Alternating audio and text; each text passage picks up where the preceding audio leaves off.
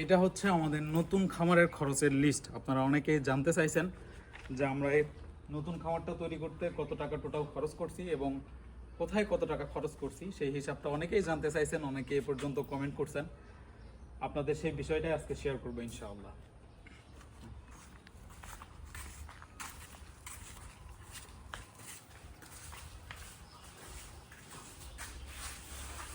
আসসালামু আলাইকুম ওয়া রাহমাতুল্লাহ। দেশ ও প্রবাস থেকে যারা আমাদের ভিডিওগুলো দেখেন সবার প্রতি অন্তরের অন্তঃস্থল থেকে ভালোবাসা। তো আমাদের নতুন ফার্মের কাজ আলহামদুলিল্লাহ কমপ্লিট। গতকালই আমাদের ফার্মের কাজ শেষ হয়েছে। তো আপনারা অনেকেই জিজ্ঞেস করছিলেন এ পর্যন্ত আমাদের কত টাকা খরচ হয়েছে, আপনাদের সেটাই আজকে বলবো। আমাদের এই ফার্মটার দৈর্ঘ্য আছে টোটাল 27 ফিট, এই পাশ থেকে ওই পাশ পর্যন্ত 27 ফিট দৈর্ঘ্য, এবং প্রস্থ যদি বলি তাহলে আমরা ড্রেন করছি, সেই ড্রেন থেকে শুরু করে এই পাশ পর্যন্ত 15 ফিট টোটাল। আর এখান থেকে গরুর যে থাকার জায়গা, গরুর যে দাঁড়ানোর জায়গা, ড্রেন আমরা দিছি টোটাল 9 ইঞ্চির মতো। আর 15 ফিটের মধ্যে দেখা যাচ্ছে যে 3 ইঞ্চি জায়গা প্লাস্টারে এটা নিয়ে নেয়। তো এই ড্রেন থেকে আমাদের গরুর যে দাঁড়ানোর জায়গা এই পর্যন্ত আমাদের আছে 9 ফিট। হ্যাঁ, ড্রেন 9 ইঞ্চি বাদে এখান থেকে এখান পর্যন্ত আছে 9 ফিট। আপনারা অনেকেই 10 ফিট দেন, অনেকেই 8 ফিট দেন। আমাদের যে 9 ফিট জায়গাটা দেওয়া আছে, এখানে মাঝারি সাইজের গরু বলেন বা বড় সাইজের গরু বলেন সবকিছুই কমফোর্টলি পালন করা যাবে। আর আমাদের যে গড়ার জায়গা, গরুর যে গড়ার জায়গা এখান থেকে এখান পর্যন্ত টোটাল দেওয়া আছে 30 ইঞ্চি বা 2.5 ফিট। এটা আপনারা কম বেশি করতে পারেন। আমরা যেহেতু গামলা ব্যবহার করছি, আপনারা এটা নিয়ে অনেকে প্রশ্ন করেন যে আমরা কেন গামলা ব্যবহার করি। তো এটা নিয়ে আমি বিস্তারিত পরে কোনো ভিডিওতে ইনশাল্লাহ বলবো। আর পরে আমাদের যে হাঁটার জায়গা বা সামনে দিয়ে যে আমরা খাবার দেওয়ার জায়গা করতে ওই পাশে, এটা আমাদের টোটাল দেওয়া আছে 2.5 ফিট, 2.5 ফিট, 2.5 ফিট, 9 ফিট এবং ড্রেন 1 ফিট। টোটাল আমাদের এখানে 15 ফিট প্রস্থ। আর আমাদের টোটাল খরচটা আমি আপনাদের একটু বলি। ইট লাগছে আমাদের 4,500, আমাদের এখানে 10,000 টাকা হাজার ইট, সেক্ষেত্রে 45,000 টাকা লাগছে। আর বালি লাগছে আমাদের 2 গাড়ি।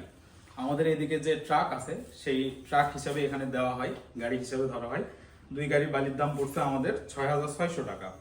আর সিমেন্ট লাগছে আমাদের 44 বস্তা। আর আমরা যে রড দিছিলাম আপনাদের, যে লিনটার যে ঢালাই আছে আমাদের, ওই ঢালাই আমরা কিছু রড ব্যবহার করছিলাম। আমরা ফ্লোরে কোনো রড ব্যবহার করি নাই, অনেকে বলছিলেন রড ব্যবহার করার কথা, কিন্তু আমরা এর আগেও করি নাই বা এবারও করলাম না।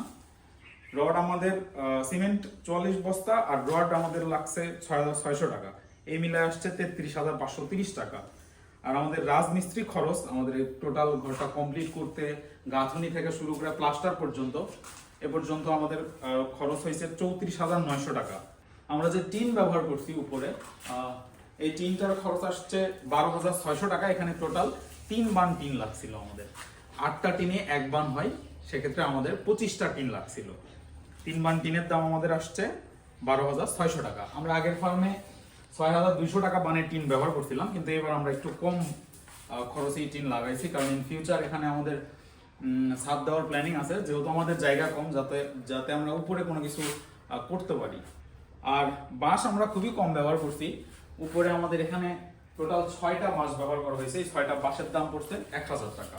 আর উপরে টিন ছাওয়ার জন্য যেটা লাগে, তালের গোল বলেন আর বাটাম বলেন, আমাদের যে কাঠের যে চিকন ইগুলা দেখতেছেন, এগুলো আমাদের নওগাঁ জেলার ভাষায় বাটাম বলে, এগুলো আমাদের টোটাল লাগছে 4,300 টাকা। আর লোহা লাগছিল 390 টাকা, মানে টিনগুলো সেট করার জন্য যে লোহা লাগে সেটা লাগছিল 390 টাকা। আর আমাদের যে টিনটা লাগাই দিছে ওনার কাছে দিতে হয়েছে আমাদের 4,000 টাকা। আর আমাদের সবচেয়ে বেশি খরচ আসছে আমার মনে হয় আমরা যে গ্রিলটা ব্যবহার করছি। আমাদের এখানে আপনারা যে গ্রিলটা দেখতেছেন, এখানে টোটাল গ্রিল আছে 5টা এবং সবগুলো কিন্তু অনেক বড় বড়। হ্যাঁ, আমরা এখানে যথেষ্ট ফাঁকা রাখার চেষ্টা করছি। এখানে আমাদের এই 5টা গ্রিল এবং এই দরজা, এই কয়টা মিলে খরচ আসছে আমাদের টোটাল 32,270 টাকা।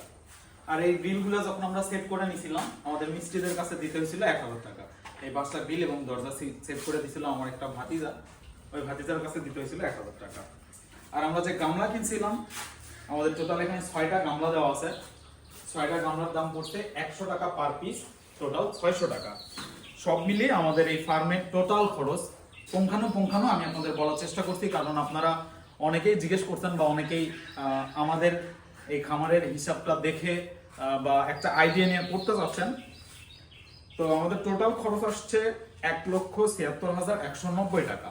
এ পর্যন্ত আমাদের টোটাল খরচ 1,76,190 টাকা। আর হয়তো আমাদের কারেন্টের লাইন বা ওয়ার্লিং করতে হয়তো আর 2,000 টাকার মতো খরচ হইতে পারে।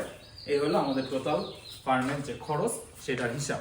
তো লাস্ট আপনাদের আর একবার আমি হিসাবটা টোটাল বলে দিচ্ছি। আমাদের এই ঘরটার টোটাল দৈর্ঘ্য হলো 27 ফিট, প্রস্থ হলো 15 ফিট। খাবার জায়গা যেখান দিয়ে আমরা খাবার দিব ওইটা 2.5 ফিট। তারপর গরুর যে খাবার জায়গা এটার প্রস্থ হলো 2.5 ফিট, টোটাল 5 ফিট গেল। ড্রেন 1 ফিট এবং আমাদের যে গরুর দাঁড়ানোর জায়গা সেটা হইল 9 ফিট। আর একটা গরু থেকে আরেকটা গরুর দূরত্ব কত, এটা একটা প্রশ্ন অবশ্যই। আমরা মাঝারি সাইজের গরুই সবসময় পালন করি। আপনারা হয়তো দেখছেন আমাদের যে পুরাতন শেড ওই পাশে হয়তো দেখতে পাচ্ছেন আপনারা। তো ওখানেও আমরা দিছিলাম একটা গরুর জন্য 4 ফিট বা 48 ইঞ্চি জায়গা। হ্যাঁ, 4 ফিট বা 48 ইঞ্চি জায়গা আমরা এখানে ভাগ করি কিভাবে, যেহেতু আমাদের হিসাবটা হয় এমনি। আপনারা যদি এমনি করতে চান বা গামলা বসায় করতে চান তাহলে আপনারা যে হিসাবে করবেন আমি আপনাদের সেটা দেখা দিচ্ছি। আপনারা টোটাল 2টা গরুর জন্য জায়গা ভাগ করবেন। হ্যাঁ, এখান থেকে ওখান পর্যন্ত টোটাল এখানে দৈর্ঘ্য আছে 8 ফিট, এর মধ্যে 2টা গরুর জায়গা। এখান থেকে এখান পর্যন্ত একটা গরুর জায়গা, এখানে আছে টোটাল 4 ফিট বা 48 ইঞ্চি। এখানে ওই গরু দানাদার খাবার খাবে এবং এখানে যে হাউসটা দেখতেছেন এখানে খড় দেওয়া থাকে, এই হাউস থেকে খড় খাবে।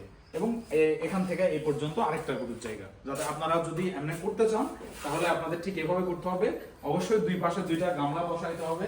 তাছাড়া যদি আপনি সাইডে গরুর যে হাউসটা আছে, খাবারের খড়ের জায়গা আছে, তাহলে আপনি এই হিসাবটা মিলাইতে পারবেন না। হ্যাঁ, আর আমাদের ফ্লোরটা কতটুকু ভ্যালু করা আছে এটা নিয়ে অনেকে প্রশ্ন করতে পারেন। যেহেতু আমরা ষাঁড় গরু পালন করি, ইন ফিউচার কখনোই আমরা গাভী গরু পালন করবো না বা আমাদের ইচ্ছা নাই, সেজন্য আমরা যথেষ্ট ঢালু রাখছি। এর আগের ফার্মেও আমরা ঢালু রাখছিলাম 3.5 ইঞ্চি, সামনে থেকে পিছন দিক পর্যন্ত 3.5 ইঞ্চি স্লপ হয়ে গেছে। এতে যেমন পানি সুন্দর মতো যায় এবং গরুগুলোও সুন্দর মতো থাকতে পারে এবং গরুর পিছন সাইড ভালো মতো মাংস আসে। তো এটা ষাঁড় গরু পালনের নিয়ম। অনেকে অনেক রকম ভাবে দেয়। আপনারা অনেকে 4 ইঞ্চি দেন, আবার অনেকে 3.5 দেয়, আবার অনেকে 4.5 দেয়। একটা জিনিস মাথায় রাখবেন যে আপনার সুবিধা অসুবিধা সবকিছু মেইনটেইন করে আপনার খামারটা করতে হবে।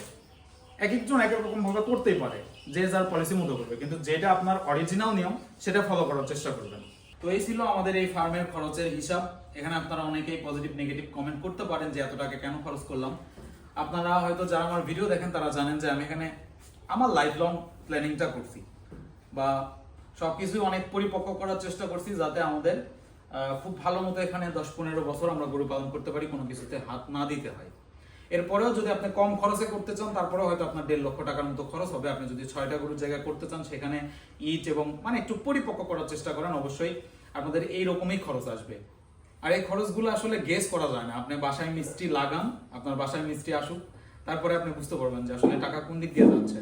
আর ভিডিওতে এই কমেন্ট অবশ্যই আসবে, আমি জানি, আগেই বলে রাখলাম যে ভাই আপনি এত বিলাসবহুল খামার কেন করলেন।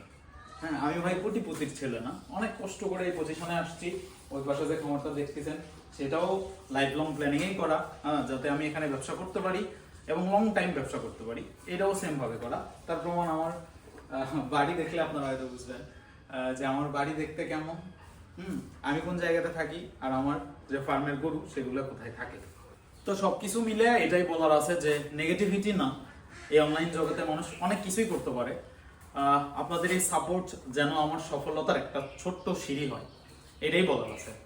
আর আমাদের যে ফার্মের মাপটা বললাম বা খরচের হিসাব বললাম, টোটাল কপি বা অন্য কারোর কপিও করার দরকার নেই। আপনার যে সিচুয়েশন, আপনার যে জায়গার পরিমাপ, সেই অনুযায়ী আপনি এই থটস অ্যান্ড থিঙ্কিং গুলা মডিফাই করবেন। হ্যাঁ, তারপরে আপনি নিজের একটা ফার্ম করার চেষ্টা করবেন, সেটাতে আপনি অনেক ভালো ফল পাবেন ইনশাআল্লাহ। আর আমাদের এই ফার্মে সুন আমরা গরু উঠাবো। সবাই দোয়া রাখবেন, অবশ্যই দোয়া রাখবেন আমার জন্য, এই ছোট্ট ব্যবসায় যেন আল্লাহ বারাকা দান করে। আমি অনেক ছোট মানুষ, তো সবাই ভালো থাকবেন এবং অবশ্যই আমার জন্য দোয়া রাখবেন। আসসালামু আলাইকুম ওয়া রাহমাতুল্লাহ।